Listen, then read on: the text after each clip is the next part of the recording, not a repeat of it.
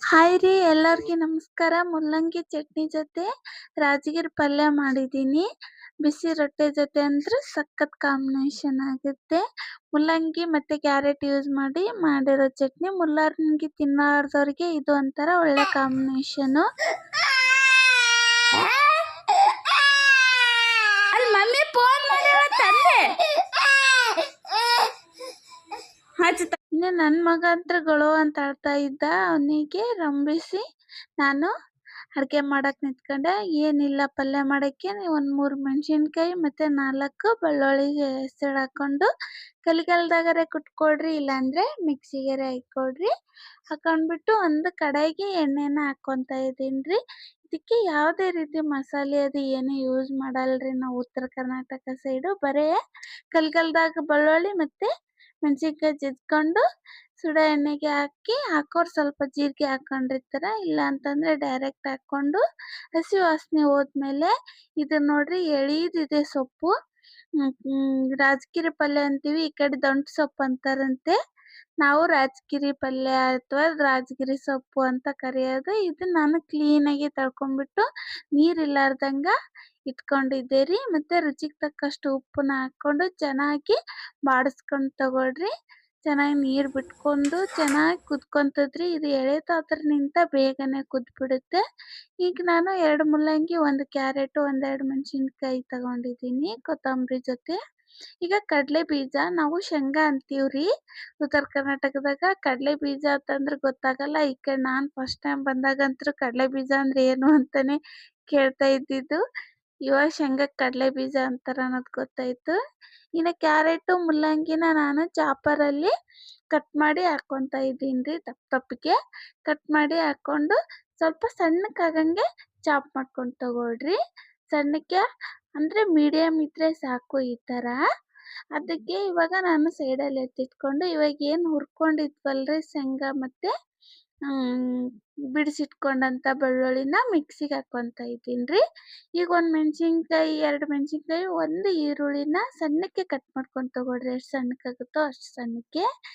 ಕರಿಬೇವನ್ನು ಕೊತ್ತಂಬರಿನ ಸಣ್ಣಕ್ಕೆ ಕಟ್ ಮಾಡಿ ತಗೊಳ್ರಿ. ನನಗೆ ಕರಿಬೇವು ಯೂಸ್ ಮಾಡ್ತಾ ಇಲ್ಲ, ಯೂಸ್ ಮಾಡಿದ್ರೆ ಒಳ್ಳೆಯದು. ಬರೀ ಕೊತ್ತಂಬರಿ ಯೂಸ್ ಮಾಡ್ತಾ ಇದ್ದೀನಿ. ಸಣ್ಣಕ್ಕೆ ಕಟ್ ಮಾಡ್ಕೊಂಡು ತಗೊಳ್ರಿ, ಎಷ್ಟು ಸಣ್ಣಕ್ಕಾಗುತ್ತೋ ಅಷ್ಟು ಸಣ್ಣಕ್ಕೆ. ಕಟ್ ಮಾಡಿದ್ಮೇಲೆ ಇವಾಗ ನಾನು ಕಲಸ್ಲಿಕ್ಕೆ ಒಂದು ಬೌಲ್ ತೊಗೊತಾ ಇದ್ದೀನಿ. ಇದರಲ್ಲಿ ಕಲಸ್ಕೊತಾ ಇದ್ದೀನಿ ಎಲ್ಲ ನಾವು ಚಾಪ್ ಮಾಡಿರೋದು, ಹೆರಚಿರೋದು ಮತ್ತು ಮಿಕ್ಸಿಗೆ ಹಾಕಿರೋದು ಹಾಕ್ಕೊತಾ ಇದ್ದೀನಿ. ಇವಾಗ ಕ್ಯಾರೆಟು ಮತ್ತು ಮುಲ್ಲಂಗಿನ ಇವಾಗ ಇದು ಮಿಕ್ಸಿ ಮಾಡಿ ಇಟ್ಕೊಂಡಿದ್ವಲ್ವ ಕಡಲೆ ಬೀಜನ, ಅದು ಹಾಕ್ಕೊತಾ ಇದ್ದೀನಿ. ಇನ್ನು ಈರುಳ್ಳಿ, ಸೊಪ್ಪು ಮತ್ತು ಮೆಣಸಿನ್ಕಾಯಿನೂ ಹಾಕ್ಕೊಂಡು ತಗೊಳ್ರಿ. ಇದು ಸಣ್ಣದಾಗ್ಬಿಡ್ತ್ರಿ, ನನಗೆ ಅಳತೆ ಗೊತ್ತಾಗಲಿಲ್ಲ. ಇನ್ನು ದೊಡ್ಡದು ತೊಗೊತಾ ಇದ್ದೀನಿ, ಅದ್ರಾಗ ಹಾಕ್ಕೊತಾ ಇದ್ದೀನಿ. ತೊಗೊಂಡ್ಬಿಟ್ಟು ಅದಕ್ಕೆ ಮಸಾಲೆ ಹಾಕ್ಕೊತಾ ಇದ್ದೀನಿ. ಏನಿಲ್ಲ, ಜೀರಿಗೆ ಪೌಡ್ರು, ಧನಿಯಾ ಪೌಡ್ರು, ಖಾರ, ಮಸಾಲೆ ಖಾರ ಮತ್ತು ಸಾಂಬಾರು ಪೌಡ್ರು, ಚಿಟಿಕೆ ಅರಿಶಿನ, ರುಚಿಗೆ ತಕ್ಕಷ್ಟು ಉಪ್ಪು ಹಾಕ್ಕೊಂಬಿಟ್ಟು ಚೆನ್ನಾಗಿ ಮಿಕ್ಸ್ ಮಾಡ್ಕೋಬೇಕ್ರಿ. ನಾನು ಎಳ್ಳು ಹುರಿದು ಇಟ್ಕೊಂಡಿದ್ದೀನಿ, ಎಳ್ಳು ಆ್ಯಡ್ ಮಾಡ್ಕೊತಾ ಇದ್ದೀನಿ. ಇಷ್ಟ ಇದ್ದವ್ರು ಹಾಕ್ಕೊಳ್ಳಿ, ಬೇಡ ಅನ್ನೋರು ಬಿಡ್ರಿ. ಇವಾಗ ಒಂದು ಸ್ವಲ್ಪ ಎಣ್ಣೆನ ಬಿಸಿ ಮಾಡ್ಕೊಳಕ್ಕೆ ಇಟ್ಕೊಂಡಿದ್ದೀನಿ ರೀ. ಬಿಸಿ ಎಣ್ಣೆನ ಅದ್ರಾಗೇನು ಕಲಸ್ಕೊಂಡಿರ್ತೀವಲ್ರಿ ಅದ್ರಾಗ ಬಿಸಿ ಎಣ್ಣೆನ ಹಾಕ್ಬಿಟ್ಟು ಚೆನ್ನಾಗಿ ಮಿಕ್ಸ್ ಮಾಡ್ಕೊಂಡ್ರಿ. ನೋಡ್ರಿ, ಮುಲ್ಲಂಗಿ ಚಟ್ನಿ ರೆಡಿಯಾಗಿ ಹೋಯ್ತ್ರಿ. ನಿಮ್ಗೆ ಇಷ್ಟ ಇದ್ರೆ ಒಂದ್ಸತಿ ಮಾಡಿಕೊಂಡು ಊಟ ಮಾಡಿರಿ. ಲಾಸ್ಟಲ್ಲಿ ಒಂದು ಸ್ವಲ್ಪ ತಗೊಳ್ಳೋ ನಿಂಬೆಕಾಯಿನ ರಸ ಹಿಂಡಿದ್ರೆ ಚಟ್ನಿ ಮಾತ್ರ ಸೂಪರಾಗಿ ಹತ್ತತ್ರಿ.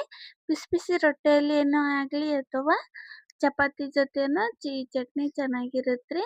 ಇಲ್ಲಾಂದರೆ ಅನ್ನದ ಜೊತೆ ಒಂದು ಸ್ವಲ್ಪ ತುಪ್ಪ ಹಾಕ್ಕೊಂಡು ಉಂಡ್ರೂ ಸೂಪರಾಗಿ ಹತ್ತತ್ರಿ. ಇನ್ನು ರೊಟ್ಟಿಗೆ ನಾನು ಜಿಗಿ ಇರೋದ್ರಿಂದ ನಾನು ಬಿಸಿನೀರಲ್ಲೇ ಕಲಸ್ಕೊಂಡಿಲ್ರಿ. ಜಿಗಿ ಇದ್ದರೆ ತಣ್ಣೀರಲ್ಲೇ ಕಲಸ್ಕೋಬೋದು. ಬಿಸಿ ಜಿಗಿ ಇರಲಿಲ್ಲ ಅಂದರೆ ಬಿಸಿನೀರಲ್ಲೇ ಕಲಸ್ಕೊಂಡು ಬಡಿತಾ ಇದ್ದೀನಿ ರೀ. ಎರಡೂ ಮಕ್ಕಳ ಕಡೆ ನಿಗಾ ಕೊಟ್ಟು ರೊಟ್ಟಿ ಮಾಡ್ತಾ ಇದ್ದೀನಿ. ನಾನು ಆಗಿಂದಾಗೆ ಊಟ ಮಾಡಿಬಿಡೋದ್ರಿಂದ ನಾನು ಜಾಸ್ತಿ ತೆಳು ಮಾಡಲ್ರಿ, ರೊಟ್ಟಿ ದಪ್ಪ ದಪ್ಪಗೆ ಮಾಡೋದು. ಇನ್ನು 2ರಿಂದ 3 ದಿನ ಇಡ್ಬೋದು ರೊಟ್ಟಿ ಅನ್ನೋದಿದ್ರೆ ತೆಳು ಮಾಡ್ಕೊತೀನಿ ರೀ. ನೋಡಿರಿ, ಒಂದು ಸೈಡು ಏನು ಹಿಟ್ಟು ಹಚ್ಚಿ ಬಡ್ದಿರ್ತೀವಲ್ರಿ ಅದಕ್ಕೆ ನೀರು ಹಚ್ಕೊಂಡ್ಬಿಟ್ಟು ತಿರುವಿ ಹಾಕ್ಕೊಂಡು ಬೇಯಿಸ್ಕೊತ ಇದ್ದೀನಿ. ಇವಾಗ ಬೇಳೆ ಬೇಯಿಸಿರ್ತೀವಲ್ರಿ ಅದರಲ್ಲೇ ಒಂದು ಸ್ವಲ್ಪ ರೊಟ್ಟಿ ಮೇಲೆ ಬ್ರಷ್ ಮಾಡಿದ್ರೆ ನೋಡ್ರಿ ಎಷ್ಟು ಚೆನ್ನಾಗಿ ಉಬ್ಬಿ ಬರುತ್ತ್ರಿ. ಒಂದು ವೇಳೆ ಇರಲಿಲ್ಲ ಅಂದರೆ ಕಾಟನ್ ಅರ್ಬಿ ಇರುತ್ತಲ್ರಿ, ಕಾಟನ್ ಅರ್ಬಿಲಿ ಒಂದು ಸ್ವಲ್ಪ ಬ್ರಷ್ ಮಾಡಿದ್ರೆ ರೊಟ್ಟಿ ಪ್ರತಿಯೊಂದು ಉಬ್ಬಿ ಬರುತ್ತ್ರಿ. ಇದು ಉತ್ತರ ಕರ್ನಾಟಕದವರಿಗೆ ಒಂಥರ ಉಬ್ಬಿ ಬಂದಿದ್ದ ರೊಟ್ಟಿ ಉಣ್ಣಕ್ಕೆ ತುಂಬ ಖುಷಿ ಪಡ್ತಾರೆ. ನಿಮಗೂ ಖುಷಿ ಇದ್ದರೆ ಕಮೆಂಟ್ ಮಾಡ್ರಿ, ಹೌದು ನನಗೂ ಇಷ್ಟ ಅಂತ. ಇವಾಗ ನೋಡ್ರಿ ಒಂದು ತೋರಿಸ್ತಾ ಇದ್ದೀನಿ ಎಷ್ಟು ಚೆನ್ನಾಗಿ ಉಬ್ಬಿದೆ ಅಂತ ರೊಟ್ಟಿನ. ಅಷ್ಟೇ ಮೃದುವಾಗಿ ಬರುತ್ತ್ರಿ ಹಿಟ್ಟು. ನಾವು ನಾದ್ಕೋದ್ರ ಮೇಗೆ ಡಿಪೆಂಡು. ನೋಡಿ ಎಷ್ಟು ಚೆನ್ನಾಗಿ ಉಬ್ಬಿ ಬಂದಿದೆ ಅಂತ.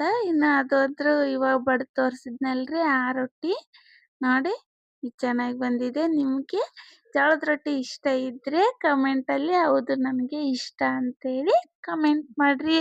ಇನ್ನು ಬರ್ರಿ ಎಲ್ಲರೂ ಊಟ ಮಾಡೋಣ ನಮ್ಮ ಜೊತೆ ನೀವು.